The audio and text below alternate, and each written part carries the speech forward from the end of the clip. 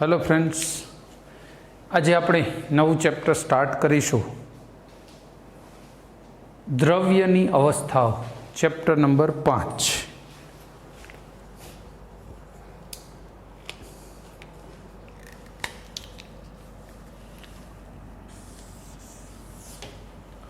દ્રવ્યની અવસ્થાઓ।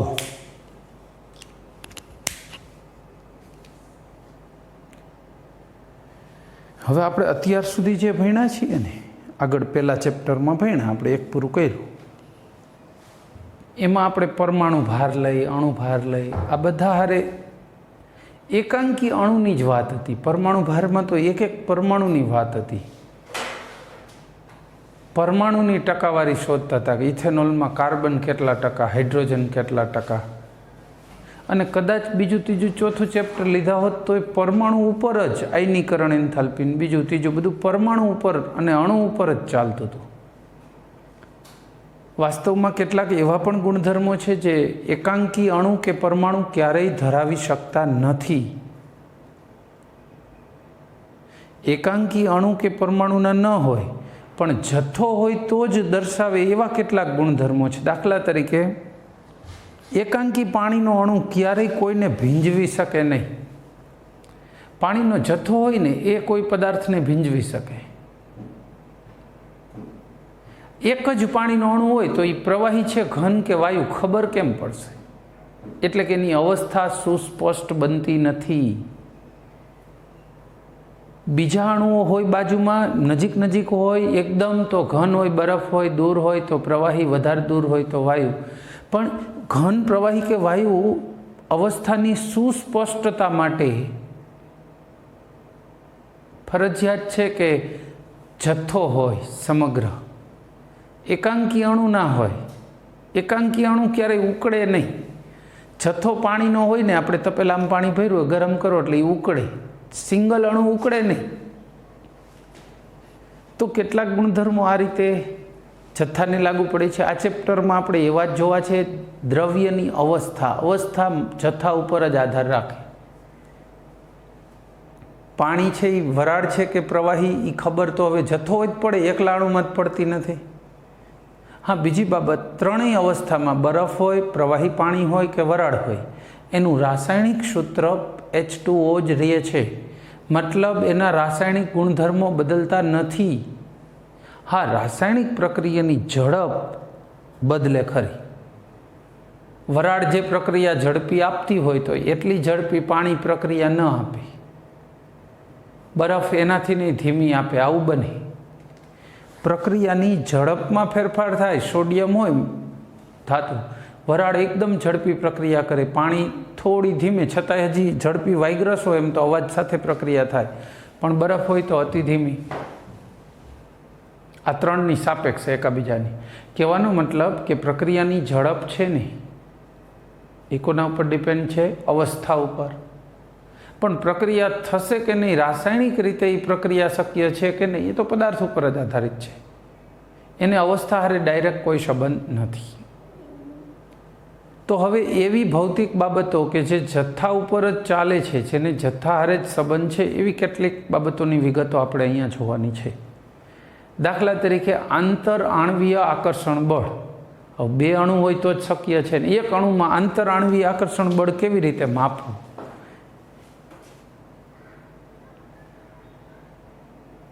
એક જ વ્યક્તિ હોય તો કોમ્પિટિશન કેવી રીતે કરવી? આંતર કોલેજ સ્પર્ધા, તો એકથી જાજી કોલેજ તો હોવી જોઈએ ને। એક જ કોલેજ હોય તો આંતર કોલેજ સ્પર્ધા ન થાય।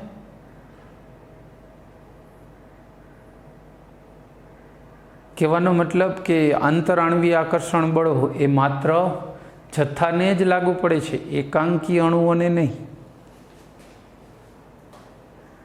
આ ચેપ્ટરમાં આપણે ગતિ ઉર્જા સાથે ઉષ્મા ઉર્જા કેવી રીતે સંકળાયેલી છે, ઉષ્મા આપો એટલે ગતિ ઉર્જા વધે તો એની ચર્ચા, અને આંતર આણવીય આકર્ષણ બળો અને એને લગતા વાયુ અવસ્થાના કેટલાક નિયમો એ તારવીશું। ચેપ્ટરમાં આપણે પદાર્થની આમ તો બેઝિક ત્રણ અવસ્થા હોય, ઘન, પ્રવાહી ને વાયુ। એ સિવાય બે શોધાયેલી છે, બોઝ આઇન્સ્ટાઇન કન્ડેન્સેટ અને પ્લાઝમા। પણ આ બે અવસ્થા વિશે તો આપણે ચર્ચા 12મા સુધી નથી કરવાના. આપણે ખાલી 3 અવસ્થા ભણવાના છીએ, ઘન, પ્રવાહી ને વાયુ. એમાં સૌથી સરળતમ અવસ્થા વાયુ છે, પછી પ્રવાહી અને સૌથી અઘરી ઘન. ઘન અવસ્થા 3જા સેમમાં ભણીશું. પ્રવાહી અને વાયુ અત્યારે આ ચેપ્ટરમાં ચાલુ કરીએ છીએ. બરાબર. એમાંય પહેલાં જનરલ માહિતી લઈ લે, પણ પછી પ્રવાહી વાયુ પહેલાં ચાલુ કરીશું અને પછી પ્રવાહી. હા, જનરલ માહિતીની વાત કરીએ હવે.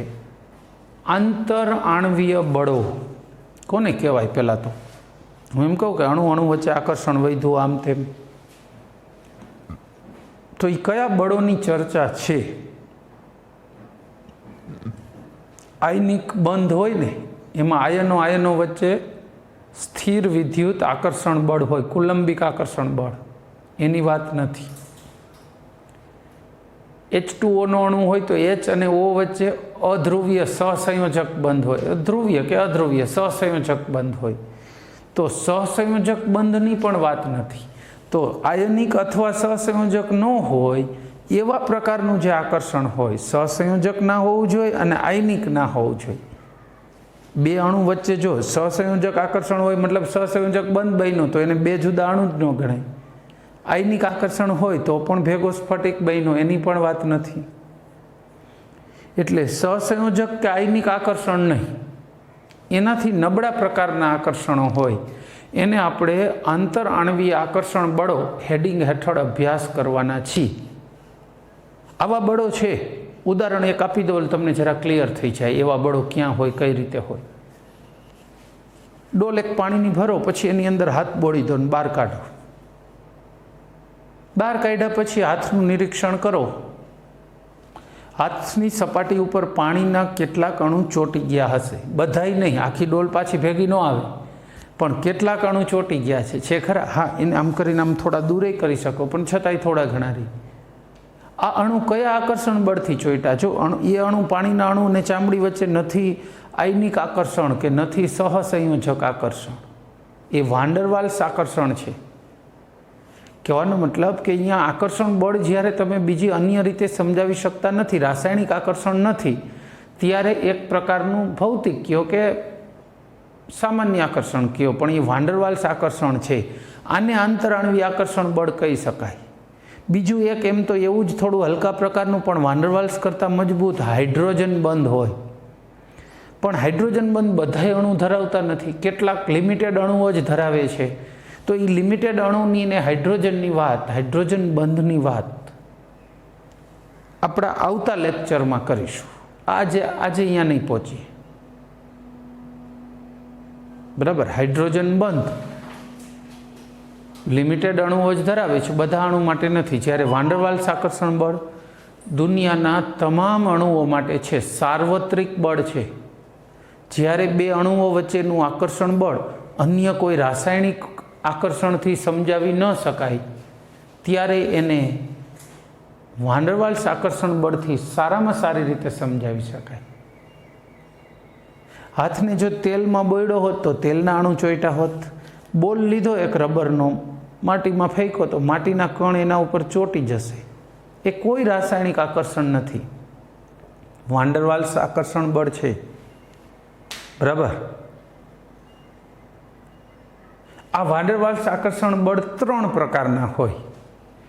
સૌથી પહેલું લંડન બળ, જેની સાબિતી ફ્રિટ્ઝ લંડને આપી હતી, એટલે એને લંડન બળ અથવા ડિસ્પર્સન ફોર્સ એટલે વિસર્જન બળ પણ કહેવાય છે, જે સાર્વત્રિક છે. બે પરમાણુ વચ્ચે બંધ બનતો હોય ને, કદાચ બંધ, તો પણ એ બંનેની વચ્ચે લંડન બળ હોય જ. બંધ બનતો હોય તો પણ હોય, નથી બનતો એવા બે ઘટકો વચ્ચે પણ હોય. તો આ એટલું સાર્વત્રિક બળ છે કે અત્ર તત્ર ને સર્વત્ર વ્યાપ્ત હોય છે. લંડન બળ અથવા તો એને શું કહીશું? ડિસ્પર્શન ફોર્સ એટલે વિસર્જન બળ.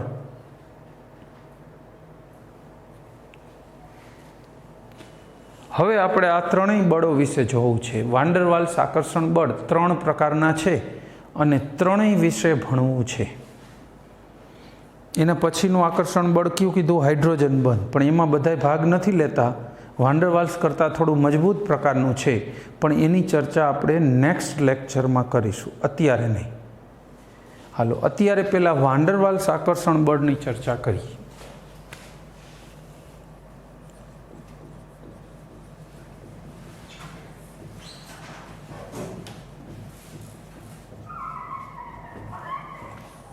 આના 3 પ્રકારો છે: લંડન બળ અથવા ડિસ્પર્શન એટલે વિસર્જન બળ. આના 2 નામ શું છે? લંડન બળ અથવા ડિસ્પર્શન ફોર્સ. ઇંગ્લિશ શબ્દ પણ યાદ રાખવું, વિસર્જન બળો. પછી દ્વિધ્રુવ આકર્ષણ બળો.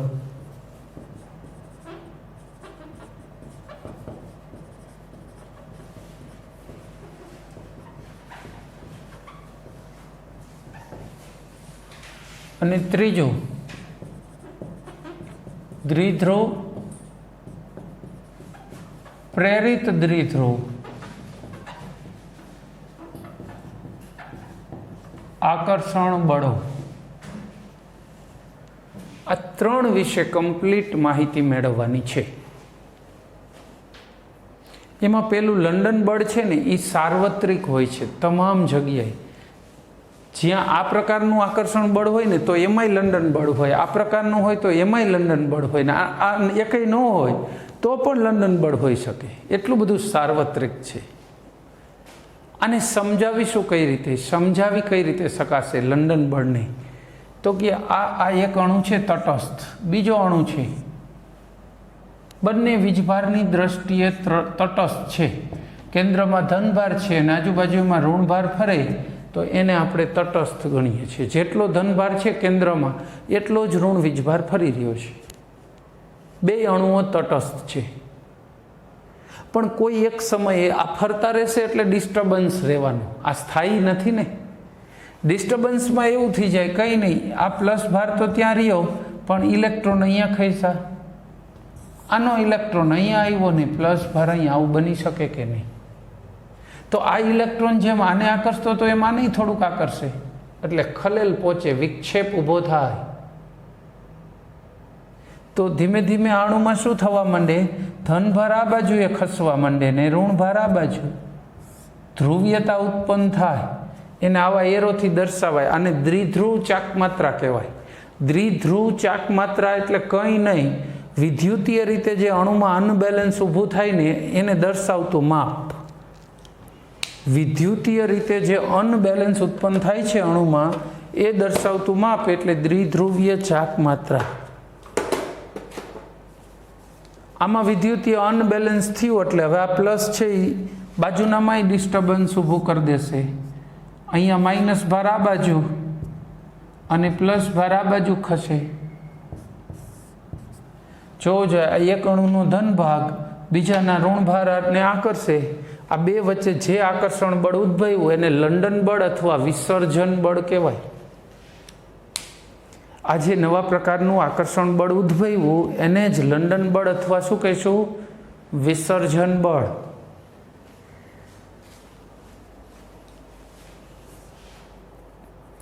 બહુ સાર્વત્રિક છે. કોઈ પણ દુનિયાના કોઈ પણ 2 નાના મોટા ગમે તેટલા મોટા પદાર્થો વચ્ચે આ બળ હોઈ શકે છે. આ બળનો પાવર કેટલો? તો કે લંડન બળ ઇઝ પ્રપોર્શનલ ટુ 1/r⁶. 2 અણુ વચ્ચેનું અંતરને ડિસ્ટન્સને r કહીશું. એની 6 ઘાતના વ્યસ્ત પ્રમાણમાં હોય. ટૂંકમાં અંતર સેજ વધે તો 6 ઘાત થાય. જો એટલું 1/6 ઘાત થઈ ગઈ એટલે લંડન બળમાં એકદમ આટલો ઘટાડો આવે.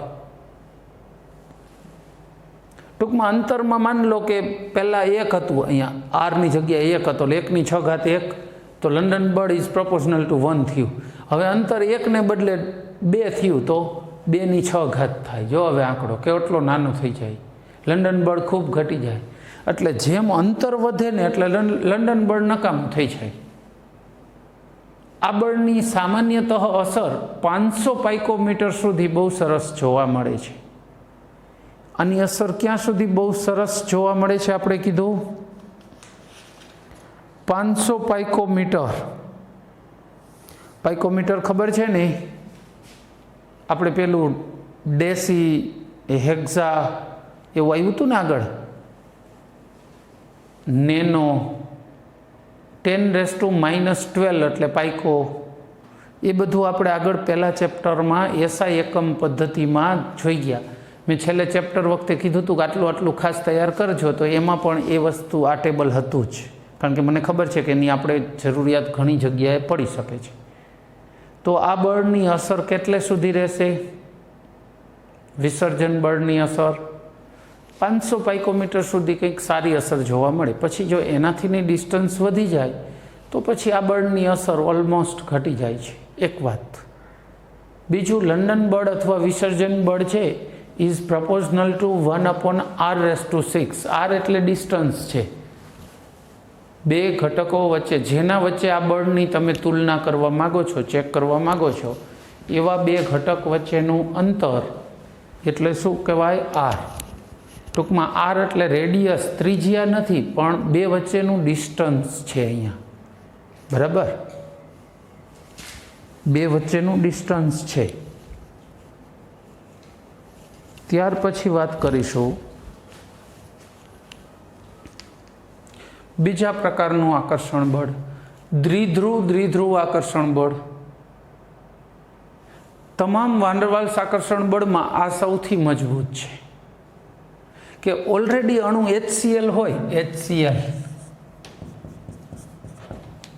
ઓલરેડી આ ધ્રુવીય છે, આના ઉપર અંશતઃ ઋણ ભાર ને અહીંયા અંશતઃ ધન ભાર.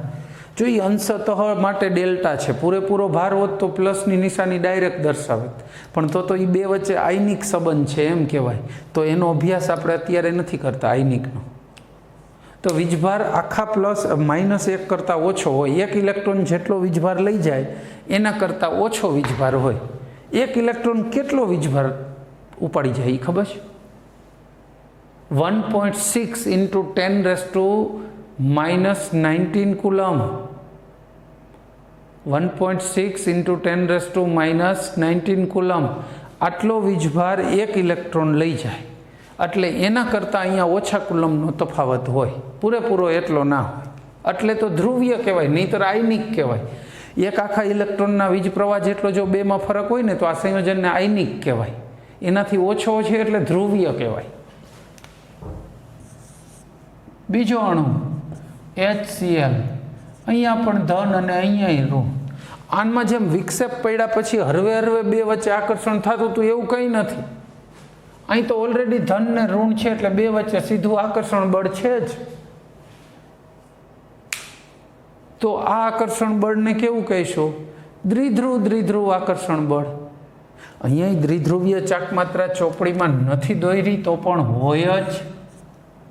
ધન અને ઋણ વીજભાર આવ્યો એટલે ચાકમાત્રા હોય. હા, પૂરેપૂરો પ્લસ ને પૂરેપૂરું માઇનસ હોય તો ચાકમાત્રા ન ગણાય, તો એને આયનિક પદાર્થ ગણાય. આ ચાકમાત્રા છે ને એ આપણે ધ્રુવીય પદાર્થો માટે જ દર્શાવીએ છીએ. આ એરો છે ને ચાકમાત્રાનો છે, ટેઇલ્ડ એટલે પૂંછડીવાળો એર. ધનથી ઋણ તરફ એરો થાય અને એ એરો છે એ શું દર્શાવે છે? વિદ્યુતીય રીતે અનબેલેન્સ. જેમ મોટો એરો હોય તો અનબેલેન્સ વધારે હોય, ટૂંકો એરો લખ્યો હોય તો ઓછું અનબેલેન્સ હોય.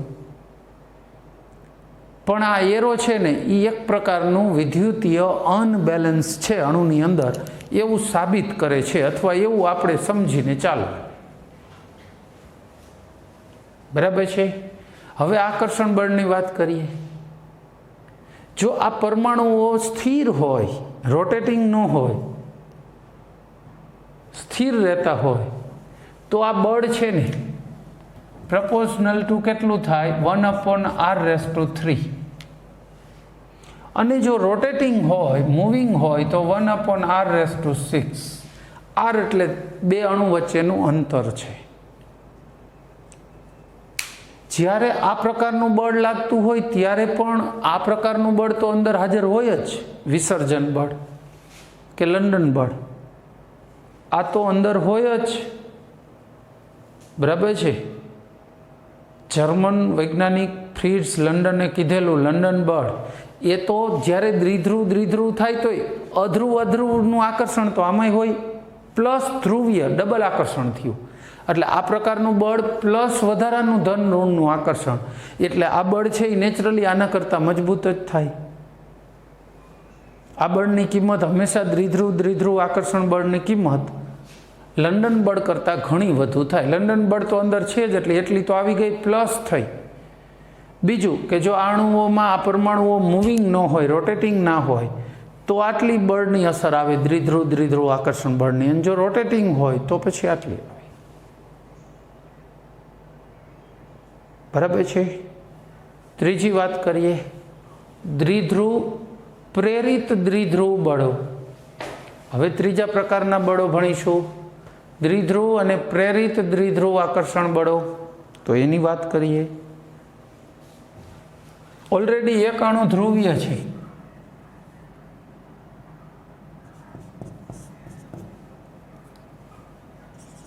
ધન અને અંશતઃ ઋણ છે. ચલો, બીજો અણુ અધ્રુવીય અણુ હતો. અધ્રુવીય અણુ દોરું, Cl અધ્રુવીય હતો. પણ અધ્રુવીયને આપણે આમ દર્શાવીશું તો તમને ઓછો ખ્યાલ આવશે, એટલે અધ્રુવીય અણુઓને છે ને આપણે આવી રીતે જ દર્શાવીએ. આ પ્લસ અને આ ઋણ ભાર ફરે છે. પણ આની પ્રેરણા આને મળશે. આ ઋણ છે ને એટલે એના ધનને આકર્ષશે પોતાના તરફ, એટલે આ એક અણુની પ્રેરણા આને મળે છે, એટલે પ્રેરિત શબ્દ વાપરીએ છીએ. IH અને Cl અંશતઃ ધન ને ઋણ, પણ હવે આની ડિસ્ટર્બ થઈ જશે. ધન આ બાજુ આવી જાય ને ઋણ આ બાજુ જતો રહે. આ અંશતઃ ધન છેડો થઈ ગયો ને ઋણ ચાક માત્રા થઈ ગઈ. જો હવે આ બે વચ્ચે જે આકર્ષણ બળ ઉદ્ભવે છે એ પ્રેરિત દ્વિધ્રુવ આકર્ષણ બળ થઈ ગયું. પ્રેરિત દ્વિધ્રુવ આકર્ષણ બળ થઈ ગયું. આ બળની કિંમત પણ proportional to 1/r⁶. r એટલે બે ઘટકો વચ્ચેનું અંતર છે, ડિસ્ટન્સ, એની 6 ઘાતના વ્યસ્ત પ્રમાણમાં હોય છે. બીજું, જ્યારે આ પ્રકારનું આકર્ષણ બળ લાગે છે ત્યારે પણ ઓલરેડી લંડન બળ તો છે જ અંદર, તો આ બળ પણ લંડન બળ કરતાં કેવું થયું? મજબૂત જ થયું. કારણ કે લંડન બળ છે પ્લસ વધારાનું દ્વિધ્રુવ આકર્ષણનું બળ લાગી ગયું, એટલે આ આકર્ષણ બળ પણ લંડન બળ કરતાં વધુ મજબૂત છે. હવે આ બેમાં કયું મજબૂત દેખાય? જો આમાં ઓલરેડી બે ધ્રુવીય હતા જ. આમાં એક ધ્રુવીય હતો, બીજાને ધ્રુવીય બનાવ્યો, પછી અસર થઈ, તો આ કાંઈ પૂરેપૂરી ધ્રુવીયતા આના જેટલી ધરાવી ન શકે. આ બે ધ્રુવીય છે અને આમાં ધ્રુવીય એકને પરાણે બનાવ્યો છે, તો બેમાંથી વધુ મજબૂત આકર્ષણ બળ કયું કહેવાય? આ.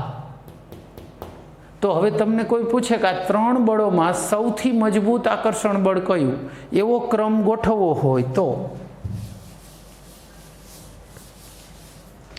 મજબૂતાઈની રીતે જ વાત કરવી હોય તો આપણે આવો ક્રમ ગોઠવી શકીએ. સૌથી નિર્બળ રહેશે લંડન બળ, પછી આવશે દ્વિધ્રુવ,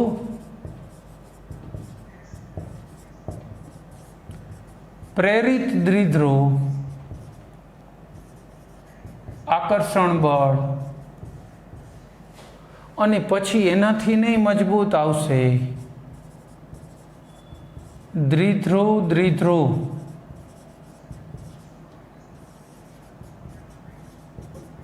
આકર્ષણ બળ. બરાબર. તો આ 3 લંડન, આ 3 ને આપણે કેવું કહેવાય? વાન ડર વાલ્સ આકર્ષણ બળ. આ ત્રણેયને વાન ડર વાલ્સ બળ કહેવાય. વાન ડર વાલ્સમાં જ આ લંડન બળ સાર્વત્રિક છે, તમામ જગ્યાએ જોવા મળે. બે ધ્રુવીય પદાર્થ હોય તો એની વચ્ચે, બે અધ્રુવીય હોય તો એની વચ્ચે, એક ધ્રુવીય અને એક અધ્રુવીય હોય તો એમાં પણ બધે લાગુ પડે. પણ ડિસ્ટન્સ વધે તો આ બધાની અસર ઘટી જાય. ટૂંકમાં ડોલમાં પાણીના અણુઓ પડ્યા છે, તમે હાથ ડોલની સાવ નજીક લઈ જાઓ તો એ સપાટી ઉપર ચોંટતા નથી, અડાડવું જ પડે એના માટે. એને ટચ થશે, જ્યારે બે વચ્ચેનું અંતર 500 પાઇકોમીટરથી નહીં ઘટી જશે તો એ પાણીના અણુઓ હાથને ચોંટશે. પછી ભલે એ વાંડરવાલ્સ આકર્ષણ બળથી ચોંટ્યા, પણ એ ચોંટશે ક્યારે? હાથ એમાં બોળીને બહાર કાઢો તો, અથવા એને ટચ થાય તો. એમનેમ નહીં થાય. અંતર મહત્વનું છે આમાં. તો અહીંયા આપણે આ તમામ પ્રકારના વાંડરવાલ્સ બળ જોયા. આ બળની અસર ખૂબ જ ઓછી હોય. ખૂબ જ ઓછી એટલે 2 થી માંડીને 10 કિલો જૂલ પર મોલ. કેટલી હોય છે? 2 થી માંડીને 10 કિલો જૂલ પર મોલ. એક આખો મોલ એક પદાર્થનો લ્યો એટલે 6.022 ગુણ્યા 10⁻³ જેટલા અણુ લ્યો તો એની વચ્ચે લાગતું વાંડરવાલ્સ બળ માત્ર 2 કિલો જૂલ હોય. બરાબર. આનાથી થોડું ઉપરવટનું બળ આવશે હાઇડ્રોજન બંધ, જેની કિંમત 10 થી 100 કિલો જૂલ હોય પર મોલ. પછી હાઇડ્રોજન બંધથી વધારે થોડુંક આવશે સહસંયોજક બંધ, 200, 300, 500 કિલો જૂલ. એમાં અતિ મજબૂતે હોઈ શકે. પછી આયનિક ચાલુ થાય, ધાત્વિક બંધ આવે ધાતુના ઘટકો વચ્ચે. તો એ બધાની ઉર્જા 200 કિલો જૂલથી વધુ જ હોય. તો એ 200ની સામે આની માત્ર કેટલી આપણે કહી છીએ? 2 થી 10 કિલો જૂલ, એટલે ઘણી ઓછી ના કહેવાય? તો આની કેટલી છે ખાલી કિંમતો? 2 થી માંડીને 10 કિલો જૂલ પર મોલ. તો આ વાંડરવાલ્સ આકર્ષણ બળની કિંમત સૌથી ઓછી ગણાય, તૂટી જાય સહેલાઈથી. પણ આની અસર આવે છે. ક્યાં અસર આવે તમને કહું? P4 સોલિડ છે, S8 પણ સોલિડ છે, પણ સલ્ફરના અણુ વચ્ચે વાંડરવાલ્સ બળ વધુ હોય અને P4ના અણુ વચ્ચે સંપર્ક સપાટી ઓછી હોય, એટલે વાંડરવાલ્સ આકર્ષણ બળ પણ પ્રમાણમાં ઓછું હોય. એટલે સલ્ફર છે એનું ગલન બિંદુ ને ઉત્કલન બિંદુ ફોસ્ફરસ કરતાં ઘણું ઊંચું હોય. ફોસ્ફરસનું 42 સેલ્સિયસ આજુબાજુમાં હોય તો સલ્ફરનું 119 જેવું હોય. વધી ગયું, ઘણો ફરક આવ્યો. તો વાંડરવાલ્સ બળ શેના ઉપર આધાર રાખે છે? તો કે 2 ઘટકો જેની વચ્ચે વાંડરવાલ્સ બળ લાગવાનું છે એ 2 વચ્ચેનું અંતર મહત્વનું. પછી 2 વચ્ચેની કોન્ટેક્ટ સરફેસ, આ સરફેસ જેમ જાજીને એમ વાંડરવાલ્સ આકર્ષણ બળ વધારે. પછી આ 2 પદાર્થમાં રહેલા ઇલેક્ટ્રોનની સંખ્યા, જેમ ઇલેક્ટ્રોનની સંખ્યા વધારે હોય ને તોય વાંડરવાલ્સ બળ વધારે લાગે. બરાબર. તો વાંડરવાલ્સ બળ આવા પરિબળો ઉપર આધાર રાખે છે. સારું, તો આ સાથે આપણે વાંડરવાલ્સ આકર્ષણ બળ પૂરું કર્યું અને લેક્ચર પણ પૂરો કરીશું. બાકીની ચર્ચા આપણી નેક્સ્ટ લેક્ચરમાં કરીશું. Thank you. જય હિન્દ.